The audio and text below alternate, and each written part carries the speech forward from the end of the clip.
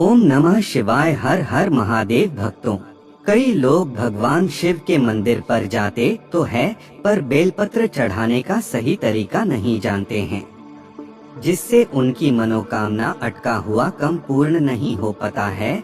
तो आज हम लोग जानेंगे भगवान शिव जी को बेलपत्र कैसे चढ़ाया जाता है, जिससे आप काटा हुआ कम आपकी इच्छा मनोकामना पूर्ण हो सके। धर्म और शास्त्रों में ऐसा माना गया है कि भगवान शिव की पूजा में उनकी प्रिय चीजों को चढ़ाने से वह खुश हो जाते हैं। वैसे तो भगवान शिव की पूजा में बहुत सारी चीजें चढ़ाई जाती हैं, लेकिन सबसे ज्यादा महत्व बेलपत्र का होता है। कथावाचक पंडित प्रदीप मिश्रा जी बताते हैं, शिवलिंग की पूजा में बहुत सारी चीजें चढ़ाई जाती हैं, लेकिन बेलपत्र भगवान शिव को अति प्रिय है। बेल के पेड़ की पत्तियों का शिव पूजन में बहुत ही अधिक महत्व है। इस पेड़ की पत्तियां एक साथ 3 की संख्या में जुड़ी होती हैं और इसे एक ही पत्ती माना जाता है। ऐसी मान्यता है कि बिना बेलपत्र के शिव जी की उपासना पूरी नहीं होती है। शास्त्रों में भगवान शिव को बेलपत्र अर्पित करने की एक विधि होती है। चलिए जानते हैं कि शिवलिंग पूजा में किस विधि से बेलपत्र चढ़ाया जाना चाहिए, कैसा होना चाहिए बेलपत्र और कैसे चढ़ाया जाना चाहिए। कथावाचक पंडित प्रदीप मिश्रा जी के अनुसार बेलपत्र के तीनों पत्ते त्रिनेत्र स्वरूप भगवान शिव के तीनों नेत्रों को विशेष प्रिय हैं। अगर आप शिवलिंग पूजा के दौरान बेलपत्र चढ़ाती हैं, तो इससे भगवान शिव खुश होंगे और आपकी मनोकामना पूरी करेंगे। मगर बहुत जरूरी है कि बेलपत्र चढ़ाने से पहले आप जान लें कि बेलपत्र कैसा होना चाहिए और कैसे चढ़ाया जाना चाहिए। रोज महामृत्युंजय मंत्र पढ़ने से मिलेंगे ये 5 लाभ। ध्यान रहे कि एक बेलपत्र में 3 पत्तियां होनी चाहिए। 3 पत्तियों को एक ही माना जाता है। इस बात का भी ध्यान रखें कि बेल की पत्तियां कटी फटी न हो। बेलपत्र में चक्र और वज्र नहीं होना चाहिए, ऐसा पत्तियों को खंडित माना गया है। हालांकि 3 पत्तियां आपस में मिल पाना मुश्किल होता है, मगर यह मिल जाती हैं। बेल की पत्तियां जिस तरफ से चिकनी होती हैं, आपको उसी तरफ से शिवलिंग पर चढ़ानी चाहिए। 10 तरह के होते हैं शिवलिंग। यह बात बहुत कम लोगों पता होगी, मगर एक ही बेलपत्र को आप पानी से धोकर बार बार चढ़ा सकती हैं।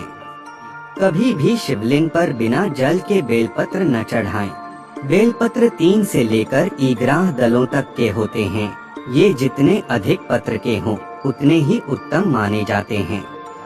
बेलपत्र का महत्व ज्योतिषाचार्य पंडित दयानंद शास्त्री बताते हैं। बिल्वाष्टक और शिव पुराण के अनुसार भगवान शिव को बेलपत्र अत्यंत प्रिय है। वहीं स्कंद पुराण में बेलपत्र के महत्व के बारे में बताया गया है।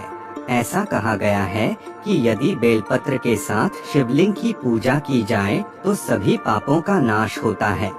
एक कथा के अनुसार एक बार माता पार्वती को बहुत पसीना आ रहा था। तब उन्होंने अपनी उंगलियों से माथे के पसीने को साफ किया। इससे पसीने की कुछ बूंदें मदार पर्वत पर जा गिरी और उन्हीं बूंदों से बेल का पेड़ उत्पन्न हुआ। बेलपत्र का महत्व यही खत्म नहीं होता है।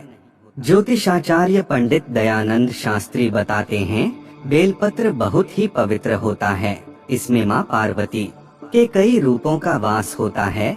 इस वृक्ष की जड़ों में माँ गिरिजा, तने में माँ महेश्वरी, इसकी शाखाओं में माँ दक्षयायनी, बेल पत्र की पत्तियों में माँ पार्वती, इसके फूलों में माँ गौरी और बेल पत्र के फलों में माँ कात्यायनी का वास है। इतना ही नहीं, इसमें माता लक्ष्मी का भी वास होता है। अगर आप घर में बेल का पेड़ लगाती हैं, तो इससे माता लक्ष्मी बहुत प्रसन्न होती हैं और घर में वैभव आता है। बेलपत्र चढ़ाने के लाभ। इसका सबसे बड़ा लाभ होता है कि भगवान शिव बहुत प्रसन्न होते हैं और सारी मनोकामनाएं पूरी कर देते हैं। वहीं बेलपत्र चढ़ाने से सुख के साथ घर में वैभव और धन भी आता है, यानी आपको कभी भी आर्थिक संकट का सामना नहीं करना पड़ता। अगर आप पुण्य कमाना चाहती हैं, तो आपको बेल के पत्तियों में ओम नमः शिवाय क्या है ओम के उच्चारण का सही तरीका और समय या राम राम लिखकर उसे भगवान भोलेनाथ पर अर्पित करना चाहिए। शास्त्रों के अनुसार आप रविवार के दिन अगर बेलपत्र की पूजा करते हैं तो आपके सारे पाप धुल जाते हैं। शिव महापुराण पढ़ने से मिलते हैं ढेर सारे फायदे। केवल भगवान भोलेनाथ ही नहीं, आप भोलेनाथ के प्रिय कृबेर जी पर तृतीया को बेलपत्र चढ़ाकर उनकी पूजा करेंगी तो पीढ़ियों तक आपके घर में धन की कभी कमी नहीं होगी। ऐसी मान्यता है कि बेलपत्र और जल चढ़ाने से भगवान शंकर का मस्तिष्क ठंडा रहता है और वे बहुत जल्द प्रसन्न होते हैं।